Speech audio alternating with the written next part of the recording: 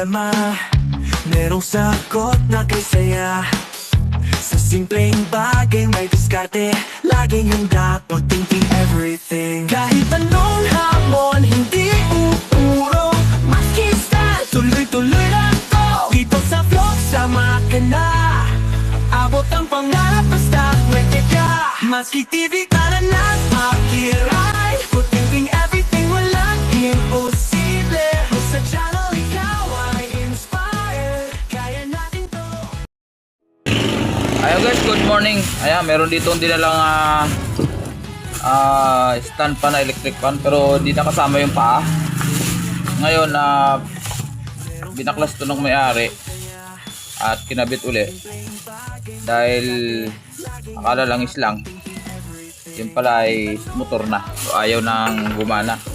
So hindi ko na rin na kasi kalas-kalas na yung wire. Ayun, nakakaintindi naman, kaso lang wala siyang motor. So ito, palitan na natin. So hilahin ko na to, testerin natin yung kanyang fuse. Ayan, buo pa, so magagamit natin yung kanyang fuse. So guys, ito na, nakakuha na tayo ng ating motor. Ngayon guys, ito yung mga stock ko na motor na pag nagbibenta ako kasi nilalagyan ko na ng thermal fuse. Yan, para tumagal siya. Yan, ulitin ko, kanya-kanya tayong diskarte. Pwede kayo maglagay ng fuse, pwedeng hindi. Pero ako, preferred ko maglagay ng fuse. Konting dagdag lang naman ang konting trabaho. At ang fuse naman ay mura lang. Yan. Wala pang 10 piso ang fuse pag sa tindahan, sa supplier. Pero pag sa labas ay 15 pesos na yan. So ito yung ating kita nyo yan, meron nang nakalagay na thermal fuse. Ayan, ayun, nakaipit sa winding, naka-strap siya dyan. So sinukat ko na to, okay na. Mayroon pa ako isa, ito tinatawag na special guys. Ito, ayan, alanganin yung size, maliit. Ito yung mga ordinary, yan ganyan, ay malalaki. Ayan, yan. So ang brand nito guys is Hanabishi na stand fan. So nagawa ko na rin tong dahil kaya nasira ang kanyang winding, kanyang motor ay dahil sa overheat. So kailangan nating ayusin yung oil oil system niya. Kailangan ma-overhaul natin, mapalitan natin ng malagyan natin ng langis magkabila. Ayan guys, yan, may langis kasi yan. At okay naman yung shafting.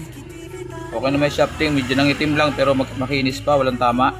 So, ibig sabihin, pag makinis din yung dalawang busing.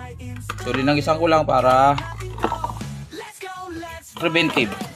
Kailangan na natin ng maintenance ng electric pa natin, langis lagi. Ayan.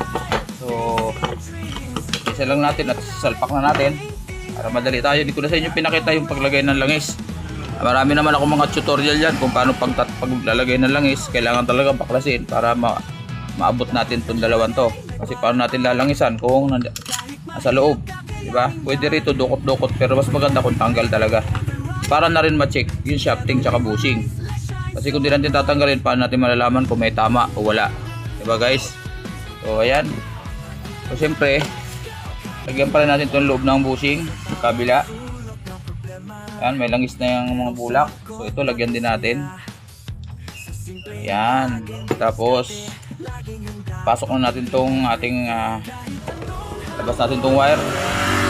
Kasi ilalabas natin to doon. Sabi natin muna to para hindi magulo. Yan. Ito, pasok natin dito. Yan, tapos ay pala. Yan.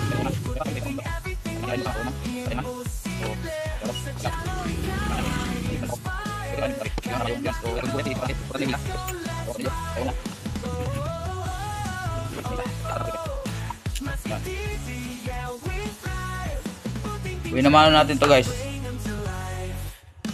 Ngayon ay December 23, alas 8:09 ng maga. Yan. Tagalan tayo siyempre dahil naglangis pa tayo nito. Hindi ko na lang sa inyo pinakita para hindi mahaba ang video. So magpapalit kayo ng motor, ganito ang procedure.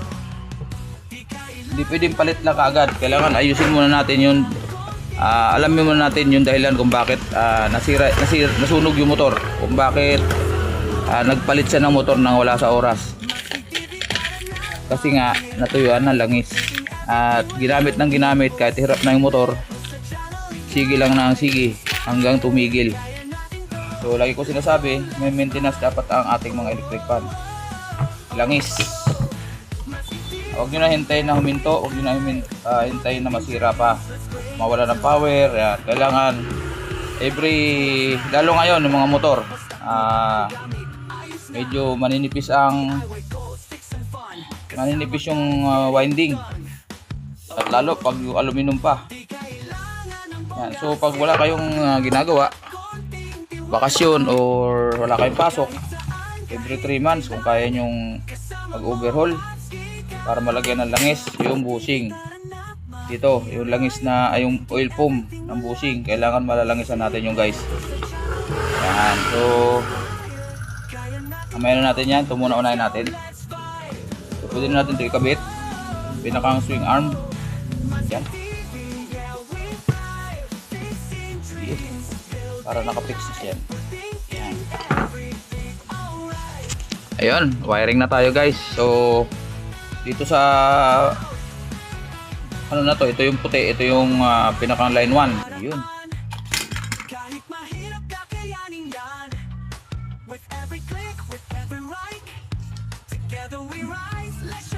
Ay nako, inuubos si Matski. So yung puti dito sa ako mo ng motor.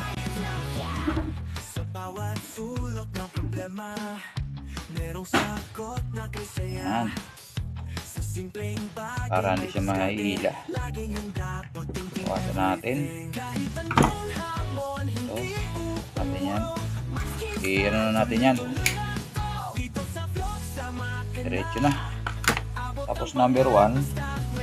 So hanapin ngayon natin dito sa tatlong wire na to kung alin na number 1. Kung sakali kasi hindi nyo alam yung kulay, kailangan gumamit tayo ng tester. So yun tayo. Ito, lagyan natin sa number 1. Ayan, number 1. Hanapin natin dito yung number 1. Kalimutan ko lagyan kung alin dito yung line 1. O so sa kabila, yan, pag walang tumunog, kabila natin hanapin. Testing. Ayun, yung gray ang number 1. Kasi nakaturo sa number 1. Yan, so tumunog sa gray. So ang puti ang number 1. Pag rewind, puti yan. Puti ang kulay. So hindi natin pwede sundin ang color coding ng dito sa galing sa switch. Kasi kung 1 ang gagamitin natin, eh, ano yan? Yan ay line 1, kuryente yan. Maaring masunog ang ating motor. Ganyan na lang natin para madali. So yan. Yan natin to. Yan, sure na yan, number 1 yan. Kaya pwede nating sunugin yung ano. So number 2 naman ang hanapin natin. Switch sa number 2. Kung alin dito yung tutunog, yun ang number 2. Ayun, so yung kulay pink, ito number 3 yan, yung dilaw, matik yan, number 3 yan mamaya. So pwede natin tanggalin to dahil nakuha na natin yung number 2. So ang number 2 sa rewind ay kulay team. Ayun, so ito yung number 2. Siyempre pulupot natin para medyo malinis tingnan. Mali. Yan. Siyempre lagyan natin ito.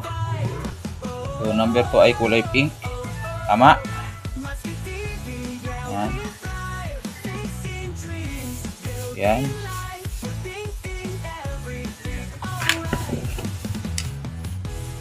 Kulay pink ang number 2. Sa speed wala nang problema magkabalik-baliktad kaso lang masagwa. Kasi siyempre number 1 tapos yung pala number 3 yung naikabitan natin. So kung personal natin gamit pwede yun, pero pag sa customer magagalit siyempre. Ganun, baliktad yung gawa mo. So ganyan na lang. Total nakasring kabul tube naman. Pero hindi ganyan ang tamang pagbuhol niyan guys. Mga electrician hindi ganyan ang pagbuhol niyan. Ayan, so shoot na natin yan. Iyon, initan natin. At sure na naman yan. Ayan. So ito, lagay muna natin ng capacitor. para matesting na rin natin. Mainitan natin. Yan. Yan.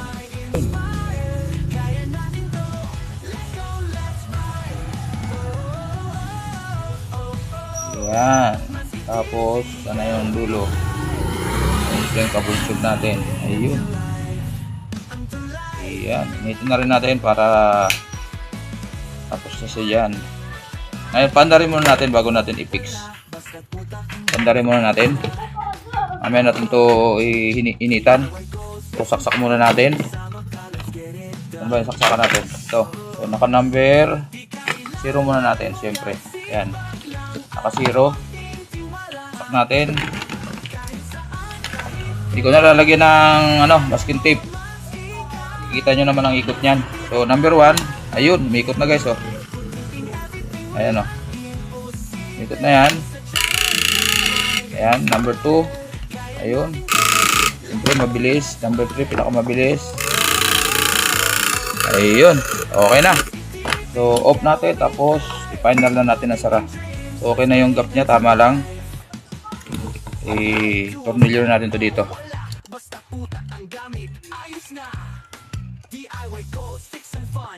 Ayun. Ito pa. Ayun. So, salpak natin. Ayan, wala na.